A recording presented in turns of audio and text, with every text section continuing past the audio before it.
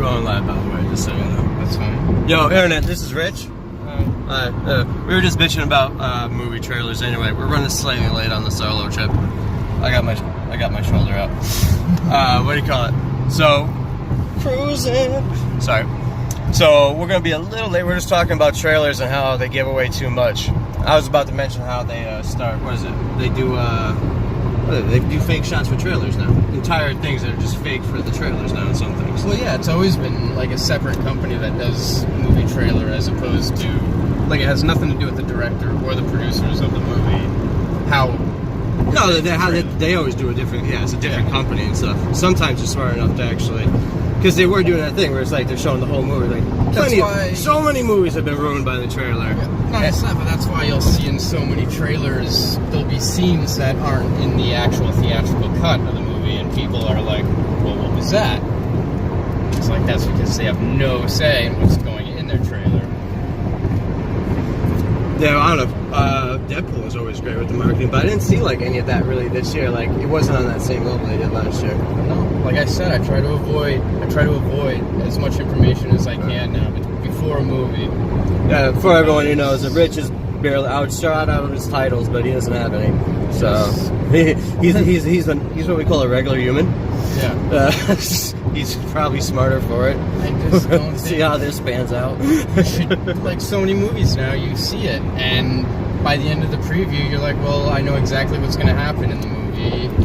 You spoil so many scenes that would have been awesome in the moment, but that's the worst. Now it's just, ooh, a real cool, viral. It's just marketing. It's like, now I have to go see it. Well, yeah, this is when they trick you into the theater instead of, But it should be a tease. It should be like more of a tease instead of like just flat out like just throwing your whole tits out and like, look at this. Like, no, like do a little nipple of one nipple. That's it. So that's almost like a statement in movies and that'll make general. Like, and that'll make the fans even more like, I gotta see this because of that.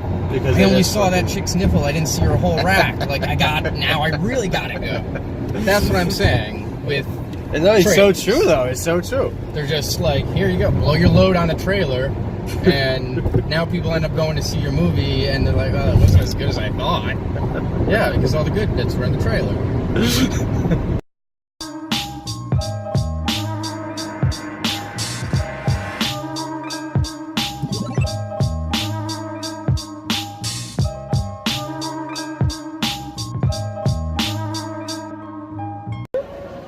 So non-spoilerly while we walk out of the theater, like straight live. But all right, so you said what? You liked it? I liked it. You did like it? Enjoyed it. Yes. Truly enjoyed it. Truly, thoroughly enjoyed it. Okay. I mean, like I said, I prefer going into movies with as little expectation as possible. I hear that. And I have found that I've enjoyed more movies just because of that. Doing that. Yeah, there you go. And I don't hate on movies. Yeah, I had a friend who just is nothing. He gets all the spoilers before he sees any movie. Yeah. And I'm like, I don't understand why anyone would do that. Because then what happens, okay, you get the spoilers, you get the critics saying why it's bad, and then you're going to go into the movie with that mindset, and it's just going to reinforce it. Oh yeah, just reinforce. You're going to have your own little expectations that you just kind of want to reinforce and it'll be reinforced. You'll see, oh yeah, that was kind of crappy. Oh, I mean, am I saying the movie was perfect? No. I mean, but I'm not going in expecting a perfect movie. I'm just going in wanting to be entertained by a good story. And I thought they accomplished that. I would say this one is like definitely the funnest like Star Wars I've had. Them. It's hard for me to say because I've liked all these new ones so far.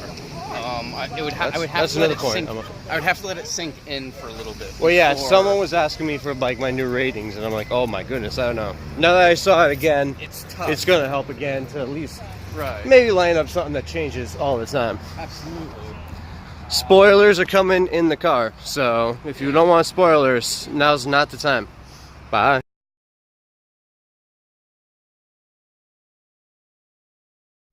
Okay, back with stuff that, is actual spoilers, so spoiler alert. We'll talk about the movie now. Yeah, actually talk about the movie. Well, first, Yeah, big let's start at the spoiler. beginning. Well, No, we started the end. No, because that was big too. I don't know. Yeah, because that's what's currently in my Being mind. fresh in your mind is that the big, end, that big reveal. That big reveal of Darth Maul. He's back. Do you remember him? Being there, which does make sense if you followed the animated series, the Clone Wars. He and was Rebels, still alive and running all the gangster singers. He was doing all that. Yeah. So it does tie into that universe. Yeah, I love that. Even the lightsaber was the one he has from the Inquisitors or whatever. Yeah, and I mean the only thing about that is it's like, oh damn, I'd love to see more of him now. Yeah, well, of course. Which we will. We will, right? Well, we're going to. It's like we know his ultimate fate. We know his ultimate fate, but we also know Han's ultimate fate. Yeah, right. Doesn't mean you can't saw the movie. Yeah. Good stories in between for sure. I wanted to see, and I don't know who the actor was. But I thought he did a good job of being like a young Han Solo. Oh yeah, Aiden Aldrich. Okay, something and like that. it's good that it's gonna bounce around a lot. Yeah, but, go ahead. Okay, a negative that I would pull from the movie is I didn't like how many big name stars they put in it. Recognizable people. Yeah, kind of pull you out of it a little bit. It does. It pulls you out a little bit. Like Woody Harrelson. Like, don't get me wrong. I like Woody Harrelson. I love me some Woody Harrelson. But really, that's all he played in the movie was Woody Harrelson. Yeah, he was definitely Woody Harrelson. It's like, hi, I'm Woody Harrelson, and I'm in Star Wars. Yeah, exactly. My agent got me a good deal in a Star Wars movie. It's all right It's like I always wanted it, and now I got it finally. Happened. That is true. I heard a lot of people say the same thing with the Khaleesi over there. Yep, Khaleesi too. Yeah. Seeing her, like just all these people that we're all very familiar with, and especially perfect example, Khaleesi. What's her real name again? I don't put her on the spot. That's why I use Khaleesi. Daenerys. That's not her real name either. No. I feel terrible. Oh, this is horrible because I'm a fan. That's the worst part because I'm a big fan of hers. And I'm pretty sure that's why she kind of wants to get away from Game of They're Thrones. gonna crucify us online for this one. No, that's why I think she wants to get away from Game of Thrones because this she is a just bit Khaleesi now. Yeah, you don't want to get that type branded like Daniel Radcliffe with the Harry Potter kind of business. Potter. He had trouble getting away from that for a minute. I don't know. I guess that's what you get for being in such a successful series. It's not the worst case. I mean, Harrison Ford at least was in a bunch of different successful series, so he kind of has all these characters that he's known for. This time, on my second viewing, I saw the crystal skull. Like, I couldn't keep my eyes off it. Oh, really? Yeah, so in his office, he has, like, the crystal skull. He did have a crystal skull. The golden monkey that from Raiders of the Lost Ark. A whole bunch of stuff from... that. Well, yeah, it was the stuff I was looking for. How about this? What was the bad guy's name again? Dryden Voss. And again, another big name who I can't think of right now. See, and the name comes in, one comes out. Yeah. And that's why I lost Khaleesi, my love. Oh, shit. But no, because he was just in Infinity War. He plays the dude with the gem in his head. Yeah, Vision. Yeah. Bellamy. Something Bellamy. I know I'm right on that. Oh, shit. That's going to bother me. We'll figure it out. It doesn't matter. But it doesn't matter. Don't matter. But his outfit seemed very Han Solo-ish to me. Like, he had, like, the white underneath. Oh, right. You know what I mean?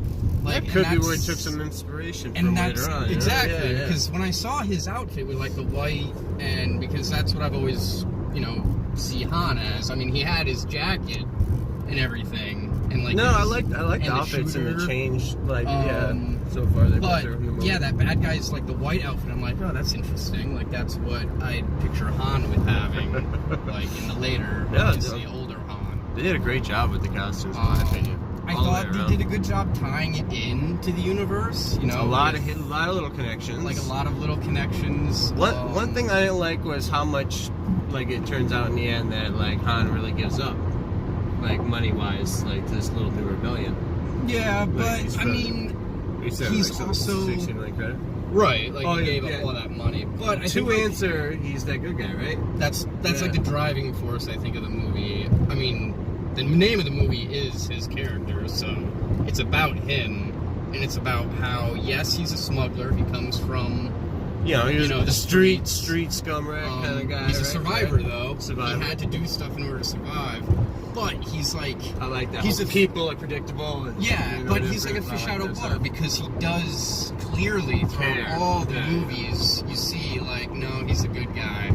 And, like, as much as he always wants to just do the easy thing and get out and get away, he always gets sucked back in because he has that conscience. He has, like, the good side. That good side. Well, I like how, like, you could note, like, the shots made it clear that Chewbacca was noticing that about Han. Yeah. Like, especially, like, when he ran out after Lando and stuff, and, like, then when the Wookiees were like, yo, come join us, and he's like, no, I'm gonna stay with this dude. I love that. Yeah, they, like, banged heads. They're like, brother. And, I mean, I guess that was another kind of, well, it's more for kids, I guess. Like, when Han is introduced to Chewie. Like, I like that stuff. I liked it, but, like, they were making it kind of like, oh, this is secretive. I'm like, the whole time, like, this is Chewbacca. I know for sure. Yeah, you kind of always just put definitely that going to be together. Chewbacca. I do like how they get together, though. But it was cool, and it was good. It's something that I know all of us who have watched Star Wars growing up, it's always that scene that we've always wanted to see. Like, how the hell did these two characters finally meet up and become friends? The little bit where he had the subtitles where Han was speaking Chewie-ish. We're back. However that's called. Wookiee. I don't know. I feel like I would have to rewatch it to see exactly what they had to explain in that scene, but I would have preferred just no subtitles, like just, okay, I get it, like Han. Oh, I could have, yeah, because like, you can figure out just like how. Right. Yeah. You can just. You saw the thing break. I prefer. Like, I don't want to know what Chewie is ever saying. Like, I want it to be. It is the other characters. It is the only time they do that. Right. It is. And I noticed, you got to play to that general audience that is kind of not with it as much. Right. Who may not be able to put some things together sometimes. Yeah, you have to be able to explain, like, how these two are communicating. But, yeah, it's just, like, the whole beauty of Chewbacca as a character. They had great banter together. I love it. Oh, yeah. I love it. And it's like he doesn't have dialogue. Like, he just does... Right, but it's that R2-D2 fun too. Right, You don't know what it's saying. It's probably something dirty. Yeah, it's the actors that have to act off of them, and the lines that the actors give, where you then get, like, okay, yeah, that's what you said. And most of the time, you're like, that's what I would have said. Like, Chewbacca almost is the audience, like, the audience's mind. Okay, like, yeah, what the that's a good way to audience put is it, thinking is what Chewbacca's saying, and then you get that with Han's response being like, oh, what do you mean? Like, of course, it almost works better because it's different for every individual. Right, and fill in that blank almost. Just to think of the numerous times throughout the whole saga where Han, the banter between them, and Chewie says something you don't understand, and Han is always like defending himself. Right. You know he's always like ranking if you're round down, bud. Yeah, I love that one. Chewie is always like the smart, like the more cautious of the duo. Just like, come on, yeah. Hey, he's 190. Yeah, he's wise. Yeah, he's a wise old man. He's a wise old Wookiee. Yeah, more vet. And he's cruising around the galaxy with this young gung-ho pilot. So, but he's got a heart of gold, though. With a heart of gold. Yeah, right. And I did like that line, though, that Daenerys gave, where it's like how they needed each other. Like, those two characters, like Chewie and Han, they like, he's like, no, Chewie you go say Chewie, and you're gonna need him. Like, much more than this stupid relationship, which I guess they put in for the girls. Sorry if that's controversial, but the whole relationship with Daenerys again. Emilia Clarke. There we go. We're back at it. What do you call it? No, I like that though because he had to have a girl. I mean, I know there had to be like, yeah, the scoundrel in the relationship, and you got to see that he did have like a love of his life. Right, he had a passion, and it was a huge driving force. Yeah, and you can see now, burnt like, kind of by it, maybe. Yeah, well, exactly. It's still maybe. No, exactly burnt. Well, because that helps give you more of a background as to why he was the way he was with Leia, kind of like hit and go. Right, because he just got betrayed and stuff. Yeah, he's been betrayed before, so you get that he's really a very insecure guy. Like, he doesn't know. He doesn't want to get attached to anybody because he knows. Or he's also like with Beckett, right?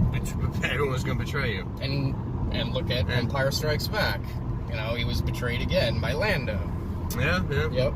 So it's like betrayal became like part of his life that he grew up around, and so well, especially at that little like level, and especially that crime level and stuff. So you get like now, like seeing it even in what was it, episode 7, where like he and Leia have that talk together, and it's like how he's just like what does she say? Like, I hate like when you leave, but like she's always happy when he comes back. And even how right. Yeah, no, there's little times like that. Even how Ben would mention how like he was kind of a shitty dad. Yeah, he's never around. And I can believe that. I can believe that that character would end up being, you know, that kind of dad that comes and goes. Like he's not. He's always away. Yeah, he's always away. A wanderer. He's a tumbleweed. He can't just. That's what stay he does, with the, you know, with Leia. And I wonder how they're gonna film that timeline later on. Yeah, that'll be tough. A little bit older Han Solo. Yeah. Should be interesting. But I mean, overall, like. So yeah, let's talk overall. Yeah. I mean, if I have to give it, like Pritchard, definitely A-. A-? All right. You know, like I'm definitely talking about 8, 9 out of 10. You're in the 8, 9 range. That's where I'm at for sure. Now, let's say I know you kind of liked The Last Jedi, like I did. Yes. A bit, right? Yep, I did. How's it rank compared to The Last Jedi with you? That's hard with me now. I don't know. I don't like ranking. Like I don't like. You hate putting those ranks. Yeah, together? I don't. Everyone like asks for them. That's why. I know everybody asks for them. It's like, but it's like, you know, they're all segments of this humongous this thing that I love. Yeah, this humongous space opera that Star Wars has become. Right. No, absolutely. This thing that has now sprawled and gone through different creators, different producers. So. There's different. Oh, let's touch on that real quick while we can. Can you tell it was done by 2 directors and all the reshoots? Like so. No, I couldn't tell that. 80%. Well, because 80% of it was actually redone by Ron Howard or something. Like right. Well, I know he got the credit. He got the full credit by Ron Howard. Who was the other guy that started it? Oh, I forget his name. That's probably going to be an ongoing theme with him now. But that's a theme with the Star Wars movies that I've noticed, and I think it's because it's such a sensitive. Oh yeah, they're not going to let a flop come out. Is my opinion. Yes, it's a very it's a very important franchise. You can't. Franchise. Right. It's a multiple billion-dollar franchise. So for directors, it's almost. It would be daunting. Like, I would just think if I was a director and someone's like, here's, you know, episode 9, I'd be like, no, I don't want to touch this. Right, don't want to touch it. It's too sensitive. There's going to be a bunch of people that are going to hate me. No matter what I do, there's going to be a lot of hate. I don't know. I think Ron Howard did a great job in this film, though. I mean, I give credit to all the directors. What was it? Rian Johnson, I think, in The Last Jedi. Yeah. I think he did a great job in that. J.J. Abrams. Like, I give all the credit in the world to all these people that are making these movies because they know the importance of them. Well, people are calling for the resignation of Kathleen Kennedy, the head of LucasArts. Okay. For the vision and maybe not having these directors online in the first place and not getting the right kind of reshoot kind of thing going on. I can see. In my opinion, like from a business point of view, yeah. My opinion, though, is that she saved those movies probably because she went in with those reshoots. You know what I mean? I don't know her personally, but obviously we know. I know she's been around forever. I mean, her, Spielberg, George Lucas, like they're all connected too. They go so many way back to the original trilogy. I heard Ron might get a Willow remake out of this. Oh, really? Yeah. You know, when I saw him pop out, I'm like, oh, cool. Like, he's back. Like, that was cool that they gave him a role. But no, I give full credit and respect to all the actors, all the people that do these movies, because it is such a delicate franchise. So it's daunting, yeah. Just to have the balls to go and be a part of it, I give full respect for that. I mean, that is his dream. It's dream work, though. Like, it's like, do you want to be in Star Wars? Like, who doesn't? Well, but like, oh my God, to be in control and Finn, responsible. The actor who plays Finn is like a huge Star Wars nerd. So he's like, he's in heaven. He's literally living his dream right now, and that's awesome for him. Like, but the point is, like, everybody knows how special it is, and I still get that out of most of these movies now, that there is passion in it. Oh, it's definitely, everyone's putting their heart in those projects. And which is great because episodes 1 through 3. It means so much to people. Episodes 1 through 3. Not to say, like, I don't respect those people either. Like, they did their thing, and it was a different era in movie making as well. Absolutely, in Hollywood. Like, that was still the beginnings of CGI. Right. And that's why they at were the time they were really pushing CGI. Well, that like almost like made CGI the next level. Like, they weren't screwing around. Right. And but but the point is, like, I feel like these definitely have more heart in them. Like, yes, I know they're still trying to make a lot of bucks. Like, that's Hollywood for you. It's big budget. I'm okay with that. I'm like, hey, give me Star You know Wars. what? I just gave them my money to watch their movie, and I'm okay with it. I've been saying the only mistake was the crowded box office and the release timing. Yeah, like, you know yeah. what I mean? Well, it's released during, whereas all the other ones, wasn't it? Like, it's all Christmas. All Christmas. Right. They should have kept that Christmas. I wonder why specialty. I don't know. You know, behind the scenes, why it ended up coming out now instead of then, or was it? I don't know. I don't know if was it slated. No, because Last Jedi just came out too. I think they want to do like a confidence thing because of all the reshoots. Everyone was so skittish. Okay, so it seems like there was a lot of production issues with the movie. Right, but for that, I mean, you can't for even that, tell. it was you can't still tell at all, enjoyable. Really. Like I said, if you go into it with just, look, I want to enjoy myself, I want to go on a ride with Han Solo, you're going to be pleased. You're gonna have a great time. Yeah, like that's what it was. It was Han Solo's first, well, probably not first adventure. Who knows what he was doing on Corellia, on right? Corellia the whole time. I'm sure he got into a lot of fun there. But his first space adventure. He finally became a pilot. It was Han Solo's. Just that war. I love that little war scene too at the beginning. Oh yeah, just like that looked everything looked great, good. And so great. I heard one of the rumors was like that some of the CGI didn't look too good. I thought it looked. I had no problem. That's something that didn't take me out of the film. Yeah, I had no issue with any of the special effects. It looked great. I thought it looked great.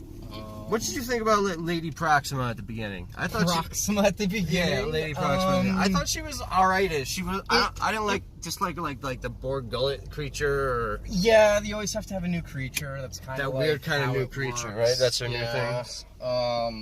And that was, I guess, it. That was the one of them, yeah.